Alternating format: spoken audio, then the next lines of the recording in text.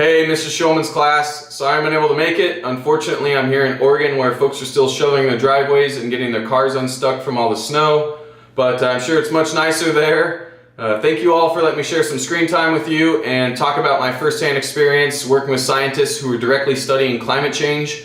I know that climate change has been a hot topic in your class the past few weeks, which I find that you're fortunate to be able to do that during class and look at articles, videos, and movies and decide for yourself, not only on a personal level, but on a global level, how climate change may or may not affect us, whether we as humans decide to do something about it or not, and look at the possible severity of outcomes and solutions, which during class time I find it relevant more than any other topic you could really be looking into, because unfortunately you all are the generation that's going to be affected by climate change more than any other generation. So I think that's great that you're looking at that during class time. But who am I? I'm Hayden. I work for the United States Antarctic Program, which is directly funded by the National Science Foundation. I work with them as a mountaineer, assisting science groups throughout the continent, just getting to help them get science done. Because a lot of the climate science that does happen in Antarctica unfortunately happens in hazardous terrain, whether that be cold weather, steep angled or crevassed areas, and high altitude. But before we get going, where is Antarctica? Which it differs from the Arctic. So go ahead and find yourself anywhere on the globe and just head south as far as you can until you hit that big white continent that's not owned by anyone. That's Antarctica. The Arctic, which I got a lot of emails of folks asking me while I was down there during the 5.5 months, how's Alaska going? I said, that's the Arctic, which encompasses Alaska, Finland, Greenland, Norway, and northern Canada. And I'll go ahead and pull up a map showing the size relation of Antarctica to the United States, and then also a map of the 3 US bases on Antarctica, and then we'll go ahead and dive into the science. But thank you again, and try not to fall asleep. So getting started, here we go. Who's this? This is Claude Loris. He is a French glaciologist born in 1932. I consider him to be one of the godfathers of climate science. He's taken part in more than 20 polar expeditions, mostly in Antarctica. He was also monumental in the discovery and interpretation of the paleo-atmosphere information within ice cores. What does that mean? It probably went over your head. I'll tell you with a story. This gentleman one day was at Vostok, the base. That's the Russian base, the same base that someone stabbed the other person over ruining the endings of books, but that's for another story. Anyway, Claude, 1956, was at Vostok enjoying a complimentary glass of vodka. This glass of vodka had some glacial ice in it. And while Claude was drinking his glass of vodka, he looked at that glacial ice and noticed those air bubbles within the glacial ice. Within those air bubbles, he noticed that they may hold some potential stories of our past climate. This is when he had the epiphany to then study these air bubbles within glacial ice.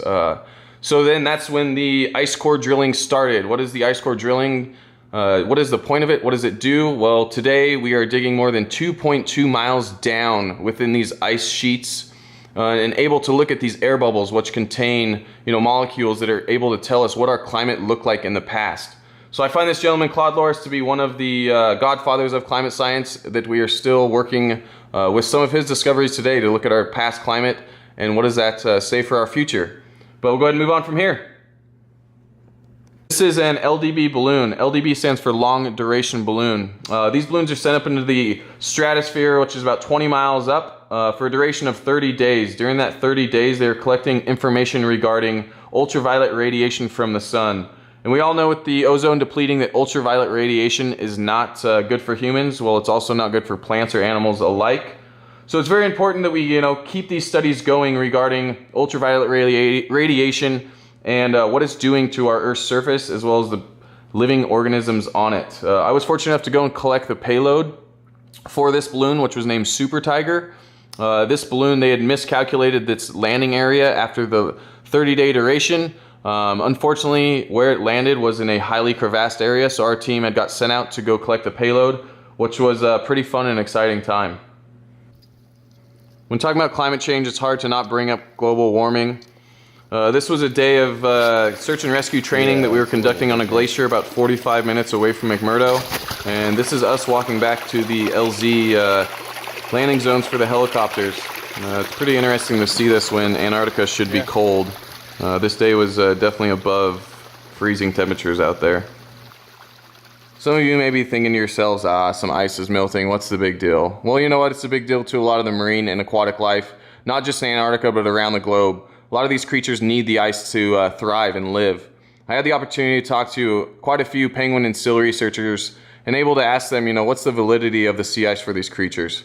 And they told me, it's not just modes for transportation, it's not just breeding grounds, but they hunt, they feed on the sea ice. They need the sea ice to live. So next time you think about some ice melting, think about what else it might affect. But here's a couple clips of some emperor penguins, and then the smaller penguins are the Adele penguins, the Adelies, and then those are Waddell sills as well that you'll probably see.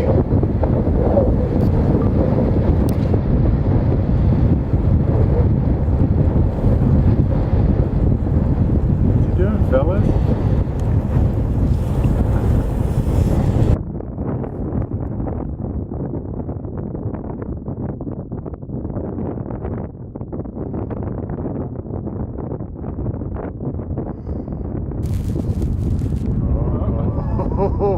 Oh shit.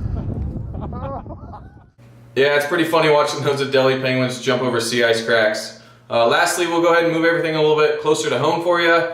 What do folks think about when I say the words sea ice melting or polar regions melting? Well, I know at least for myself, I think about the sea level rising. And the problem with the sea level rising is that most of the world's population lives on coastal regions.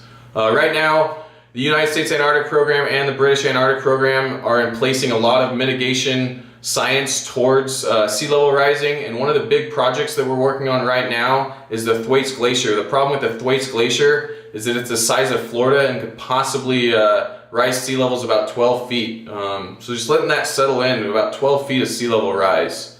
I'll let the website and the video on the website explain a little more about Thwaites Glacier. Thank you all again. I really enjoyed doing the video for you. If you have any questions, please let Ms. Schulman know, and she can email me or text me and I'll get back to you. But good luck on the papers. Summertime's coming up, and thanks for not falling asleep.